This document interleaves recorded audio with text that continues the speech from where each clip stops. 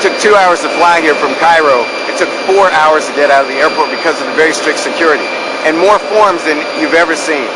I'm holding all my permission forms. Permission to enter the country, permission to travel to the north, permission to make our film, even permission to take photographs for my family. But what can you say? Despite that, I am very excited because I am finally making my way to the heart of the Nubian kingdom, the ancient black kingdom of the Nile.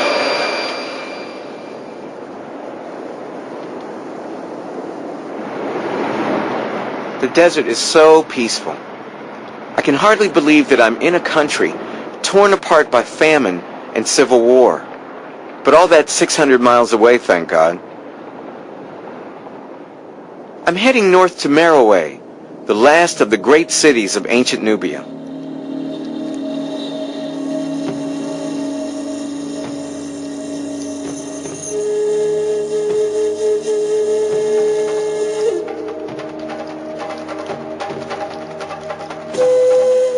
These pyramids are spectacular. I had absolutely no idea that anyone had built pyramids in the middle of the Sudanese desert.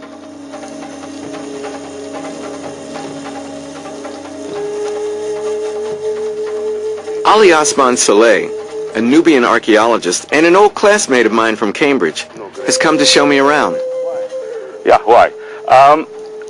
At the 3rd century BC, the Marawis had their own language, written language. A written language? Oh yeah, the written language. The Marawis controlled a vast region. The Marawis had produced beautiful art. This is one of the greatest peoples of the world. They negotiated the most difficult environment that you must have seen if you are coming from there. They negotiated it, they conquered it, they made a civilization. I can't believe that 40 generations of Nubian kings and queens are buried here. For almost 1,000 years, from the time of the ancient Greeks to the fall of Rome, Marawy flourished. But we still know so little about it.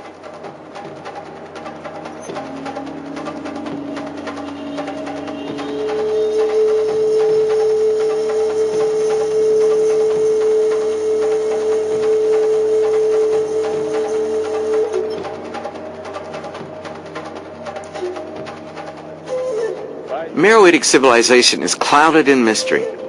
Nobody really knows what these buildings are for, but Ali has his own theory. This was a learning place. A learning place? Yeah. Like a college, a university? Like a college university. Oh. Cairo called it the College of Marawi. The College of Marawi? The College of Marawi. Now we are considering that idea seriously. If this is true, then it's the oldest university in Africa. It is the oldest university, it is. It looks so. It looks like a college. This is an educational sanctuary as far as I'm concerned. It is a lot of rooms, a lot of places, and of course last year when excavation was going on here, they have discovered a very beautiful garden there with fine ditches for irrigation. That was the Department of Nubian Studies over there. Right? Yeah, that was the part of Nubian Studies, yeah, possible. We are now treading the aisles of the fairest African college. The University of Marawi. The University of Marawi. A 2,000-year-old college, marooned in the middle of a desert. If that's what it is, it ought to be one of the great monuments of the world.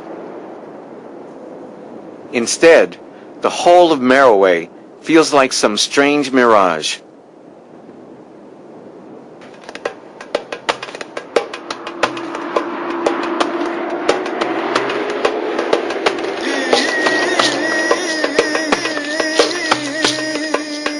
I'm driving north to find an even older Nubian city. The journey is supposed to take 2 days, but there are no roads, no hotels, acres of sand, no toilet, and no showers for 200 miles.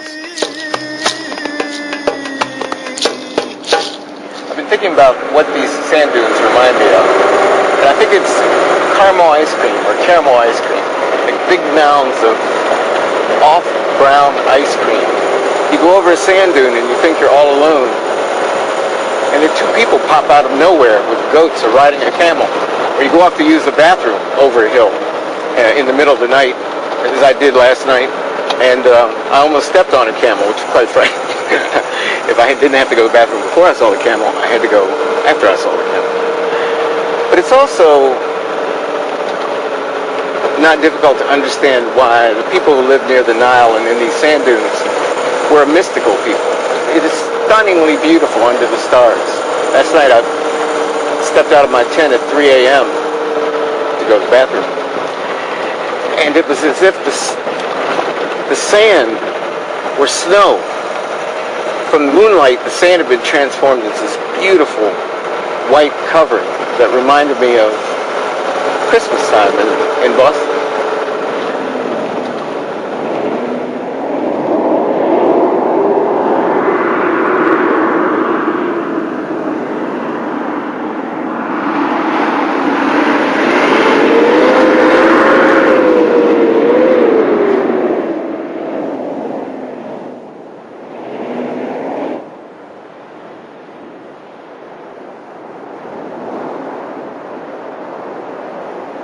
Come here. Yeah. You want me to push? Yeah. You must be joking. All right. Let's go.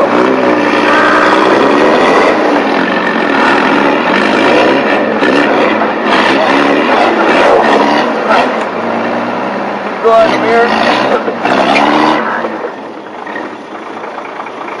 Good?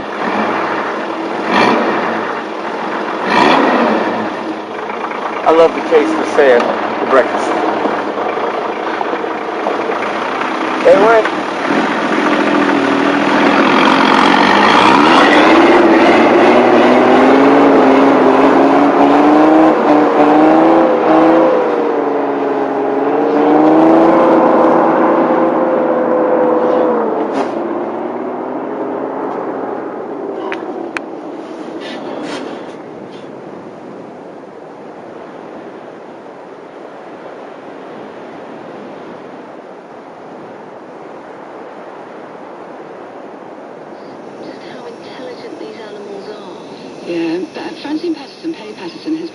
At night, the temperature in the desert drops to 0, but not in my tent.